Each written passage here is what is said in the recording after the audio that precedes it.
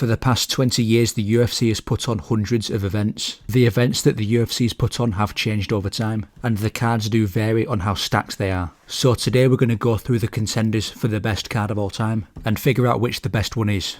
Just to clarify, to determine how good a card is, it's entirely based on how it looks on paper and the names on the card.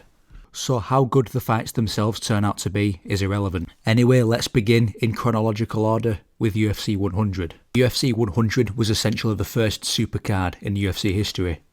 The main event was a rematch between heavyweight champion Brock Lesnar and Frank Mir. Lesnar was by far the biggest name in the sport at that point, so at that time it was the biggest fight in UFC history. In the co-main event, welterweight champion George St. Pierre, also known as GSP, would defend his title versus Thiago Alves. John Jones actually had his second fight ever in the UFC against Jake O'Brien.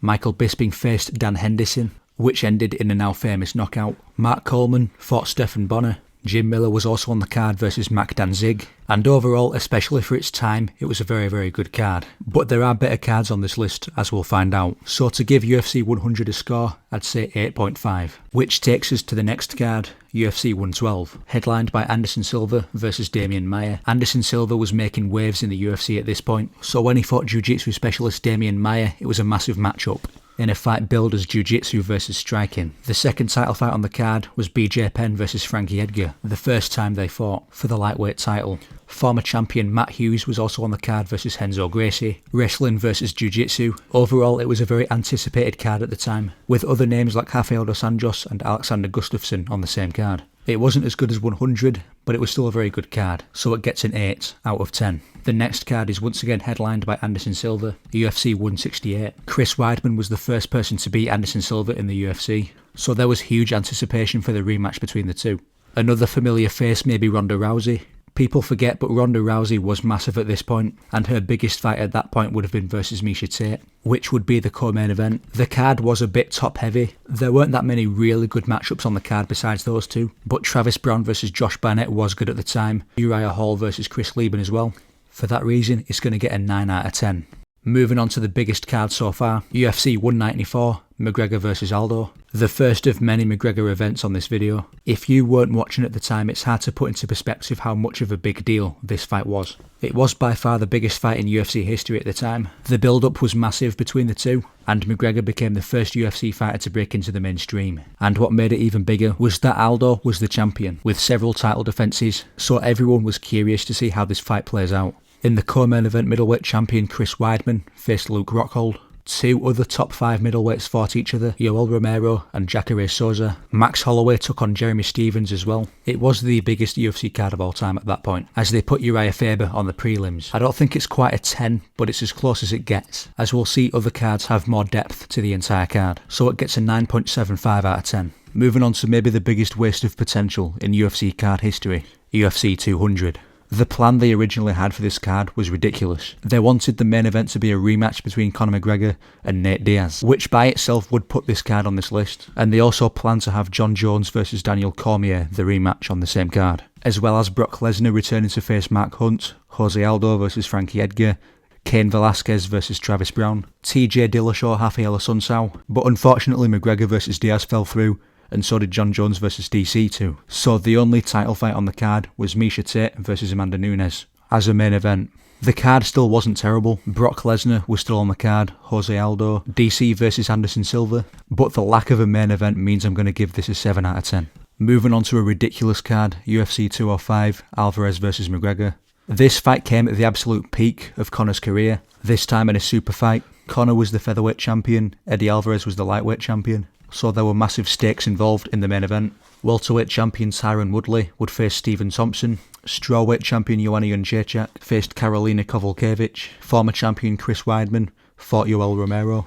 Frankie Edgar versus Jeremy Stephens on the prelims. Khabib versus Michael Johnson on the prelims. I think it meets all the criteria to be a 10 out of 10 card. Moving on to another big rematch, Daniel Cormier versus John Jones 2. These two were number 1 and 2 best light heavyweights in the world at the time of the first fight, and that would stay the same for the next few years until they rematched. Along with how heated the rivalry was between the two, it was a massive rematch. It had 2 other title fights on the card, Tyron Woodley versus Damian Maia.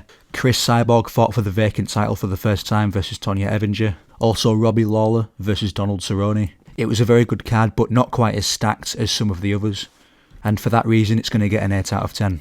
Moving on to another mega card, UFC 217, Bisping vs GSP. GSP's return was massively anticipated. He was gone for about 4 years and finally came back to face Michael Bisping, the middleweight champion. Bantamweight champion Cody Garbrandt faced TJ Dillashaw on the same card. Joanna Jędrzejczyk vs Rose Namajunas. Stephen Thompson vs Jorge Masvidal. Johnny Hendricks vs Paulo Costa. I think it's got the best main card of all time, and for that reason it gets a 10 out of 10. We move on to something that had to be on the list, UFC 229, Khabib vs McGregor.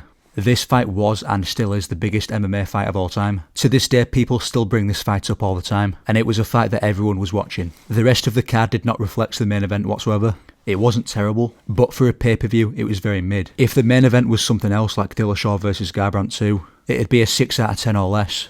But because the main event is the biggest main event of all time, I'm going to give it an 8.5 out of 10. Moving on to the COVID era, UFC 251, Kamaru Usman vs Jorge Masvidal. The main event was originally supposed to be Usman vs Gilbert Burns. If that was the case, it would not be on the list, but Masvidal stepping in on short notice is what made the card as big as it was. Masvidal was on a historic run at that point, from knocking out Darren Till to getting the fastest knockout in UFC history, then beating Nate Diaz. People did think he had a good chance at the title.